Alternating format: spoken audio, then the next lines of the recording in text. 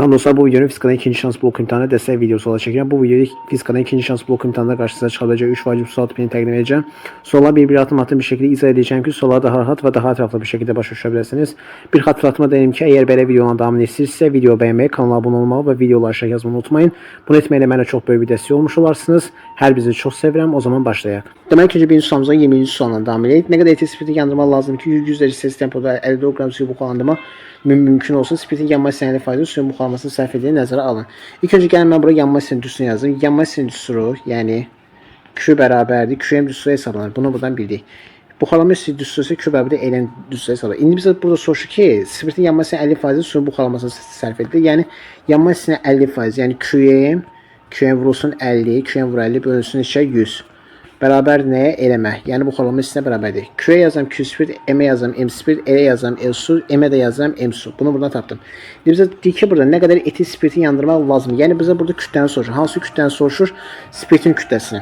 Deməli mən buradan M spiriti tapıram. M spirit burada nəyə bərabərdir? Deməli 100 vurulsun L su, M su. Yəni L su, M su bölünsün nəyə? Deməli burada bölünsün 50 vurulsun Q spiritə. Bunu buradan tapmış olduq. İndi mən burada indi kəmiyyətləri bir yenə yazdım. İlk öncə 150 burada qısa gedir, qalır burada 2 vurulsun. Deməli L su bizdə burada nə qədərdir? Baxa burada L suya. L su 2,26 var, 10/6-dır. Deməli yeni yazanda 2,26, deməli 2,26 vuraq 10/6 vurulsun. Deməli vurulsun. M spirit bizdə nə qədərdir? M spirit daha doğrusu M su bizdə nə qədərdir? Deməli 54 qram, yəni 0'dan 1000'də 54. Deməli 54 vura 10^-3 şəklində mən burada yaza bilərəm. 54 vura 10^-3. Deməli bölünsün nəyə? Deməli burada olsa bu olsa xısa getdi. Qalır burada bir dənə Q spirit. Q spirit də nəyə bərabərdir burada? Baxırıq 2,7 vura 10^7. Deməli burada yazım nə? 2,7 vura 10^7. 2,7 vurulsun 10^7 şəklində mən bunu yazıram. İndi buradan bir hesablayıram. İlk öncə burada deməli 10^6 10^7. Buna xısa gedir. Burada qalır 10. İndi bu 2,7'de bu da 54. 2,7 10'a vursam bu bize verir 27. Deməli bu vergi buradan atılır. Burada da qalır nə? 540. 540'dan da bu 27 gedir. Burada 1 qalır, burada da 2. Daha sonra burada 1 qalır, burada da 20. 20'dən də bu 10 xısa gedir. Burada qalır 1, burada qalır 2. Bunu buradan hesabladıq. Deməli son cavabımız burada nə olacaq? Deməli olacaq belə 2 vurulsun, 2 vurulsun. Deməli 2,26 vuran içə 10^-3. 10^-3. İndi buradan da bir hesablasa, deməli 2'ni 2'ye vuran 4, 4'ü 2,26'ya vuranda bu bizə verəcək 9,4. 9,4 vura 10^-3 nə? Kilogram. Kilogram. İndi bizə də burada qramla soruşur. Bunu da qrama çevirəndə 1 kilogram 1000 qramdır. 1000'i də deməli 13-10^-3 vuranda bu bizə verir 1. Deməli cavabımız olacaq nə? 9,4 qrama bərabər olmuş olacaq. Cavabımız olacaq burada 9,4 qram. O da hansı variantda var? Hansı variantda var? Burada C variantında var. İndi keçək növbəti sualımıza. İkinci sualdan biri en yükləri 2 mayenin temperaturunu onlara verilen istilik miqdarı nasıl qrafiklər verilmişdir? Mayenin xüsusi tutumları ve xüsusi buxarlanma istilikləri arasında nasıl münasibət doğrudur? İlk öncə gəlin burada istilik düsturunu yazır. Yəni istilik miqdarı düsturunu. Q bərabərdir Cm delta T. Cm delta T. İndi mən burada C'ni yəni xüsusi tutumunu tapsam bu nəyə bərabərdir? Q bölünsün M delta T'yə bərabərdir. Biz ilk öncə burada deyik ki eyni kütləlidir. Eyni kütləli sözü varsa deməli M bərabərdir konstantdır. Bunu buradan bildik. Deməli M konstantdır. Deməli onda bəlkə ki C nə ilə düz asılıdır? Q bölünsün delta T'nin nisbətinə düz asılıdır. Bir də bizim belə bir düsturumuz daha var. Q bərabərdir Lm düsturu var. Bu da miqdarlı düsturdur və biz buradan L yəni xüsusi bu buxarlama hissini tapsa Q bölünsün M yazmış olaraq. İndi biz bir ki M bərabərdir konstantsa deməli L burada nə ilə düz asılıdır? Q ilə düz asılı olmuş olur. Çünki bu M konstantsa L sadəcə burada Q ilə düz asılı olmuş olur. Burada ise M bərabər konstantsa burada da C Q bölü delta T'nin nisbətinə düz bir mütənasib asılı olmuş olur. İndi mən buraya gəlin indi rəqəmlər qoyum. Deməli bura qoyaq 3, bura qoyaq 4, bura qoyaq 5, burada qoyaq 8. İndi burada da deməli bu Q oxudu deyənə bura 3, 4, 5 və 8 yazdım.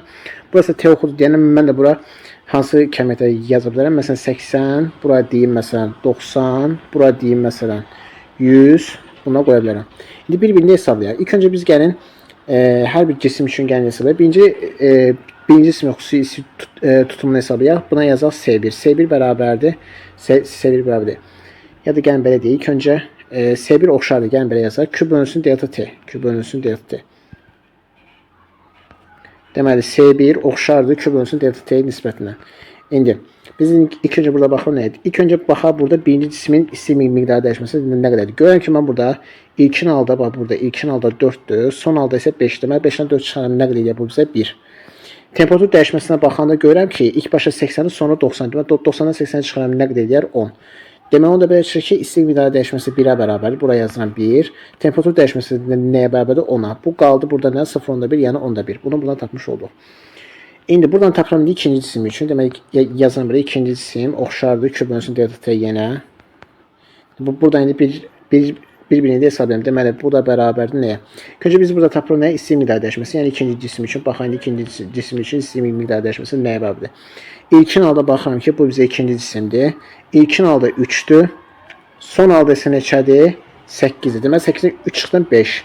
İndi temperatur dəyişməsinə baxıram. Görürəm ki, ilkin halda 80'dir. Bax, bura baxıram. Bax, bu hissəyə baxıram. İlkin halda bax 80'dir. Sonra da hansı vəziyyətə gəlir? 100 vəziyyətinə gəlir. Deməli 100-dən 80 çıxaran bu bizə nəyə verər? 20. Deməli olacaq neçə? 20'də 5. Bir dəqiqə baxaq görə düzgün hesabladı. Deməli 8'in 3.5. 5 ilə bölünəyə 20'yə. Aha. Deməli onda biz buraya 5, burada yazın neçə? 20 olur. 20'də 5. İndi biz buna gələn orta məxrəcə gətirək. 20'də 5 olduğu kimi qalır. Onda biri də orta məxrəcə gətirsən, bu bizə verir 20'də 2. Deməli bu 20'də 5'dir, bu da 20'də 2'dir. Görürəm ki, buradan 20'də 5 20'də 2'dən böyük. Deməli S2 S1'dən böyük olmuş olacaq. Yəni S2 böyükdür S1. Deməli birincisini tapdıq. İndi baxaq gəlin burada daha sonra xüsusi buxarlama hissəsinə gəlin indi baxaq. Xüsusi buxarlama hissəsində biz bildik ki, Q ilə düz mütənasib asılıdır. Ona görə Q'su hansına böyüksə, onun xüsusi buxarlama hissəsi daha da böyük olmuş olacaq. Biz də buradan bilirik ki, L1'i tapsa, yəni L1 mütənasibdir Q ilə, o da bərabərdir. Birinci cisim üçün biz istilik miqdarı dəyişməsini tapmışdıq 1. Burada tapmışdıq. Ona deməli burada 1 olacaq. L2 də mütənasibdir yenə Q ilə, o da bərabərdir. Gəlin buna 1, buna deyək 2. Deməli Q2 də biz buradan tapdıq neçə? 5 tapmışdıq. Deməli burada da olacaq 5. Biz də bilik ki 5 1-dən böyükdür. 5 1-dən böyüksə və biz də bilik ki buxarlama hissəsi Q ilə düz mütənasib asılıdır. Yəni qısaca 5 1-dən böyüksə L2 də L1-dən böyük olmuş olacaq. Yəni L2 böyükdür L1 olmuş olacaq. Deməli S2 böyükdür S1 və L2 böyükdür L1. Bu da hansı variantda var? Baxırıq. S2 böyükdür S1, L2 böyükdür L1, C variantında bu var. İndi keçən növbəti sualımıza. Son sualımızın 3-cü sualındayıq. Qapalı qabdakı su buxarının izotermik genişlənməsi. Baxın, burada izotermik genişlənmə sözü var. Prosesör PV diaqramında verilmişdir. Rho buxarın sıxlığı və həcmində qrafikin A nöqtəsinə uyğun buxarın kütləsi 100 qram olarsa, bu nöqtəyə uyğun suyun kütləsini deyir neçə qramdır? İlk öncə gəlin biz n bərabər, yəni su buxarının kütləsi üçün n bərabərdir rho və üstünü yazaq. Bunu buradan bildik. İndi biz qrafikdən baxırıq ki, A hissəsində ümumiyyətlə bu hissədə, bax bu hissədə sıxlıq konstant, yəni sıxlıq dəyişmir. Sıxlıq əgər konstantdırsa, deməli MV-dən düz mütənasib asılıdır. Yəni qısaca V artırsa M də artır və yaxud da ki V azalsa M də azalmış olur. İndi mən burada görürəm ki, bu istiqamətdə, baxın bu istiqamətdə V artır. V0-dan 4 V0-a gəlir. Deməli V0-dan 4 V0-a gəlirsə, deməli bu 4 dəfə artır. Deməli suyun buxarı ilkin halda 100 qramdırsa, son halda olacaq neçə? 100-ü 4-ə vurur, olur 400 qram. Deməli bu halda 400 qramdır. Bunu buradan bilmiş olduq. İndi bu hissədə baxsam, görürəm ki, bu hissədə mən indi buradan rho-nu tapsam, rho bərabərdir M bölünsün V, elə deyilmi?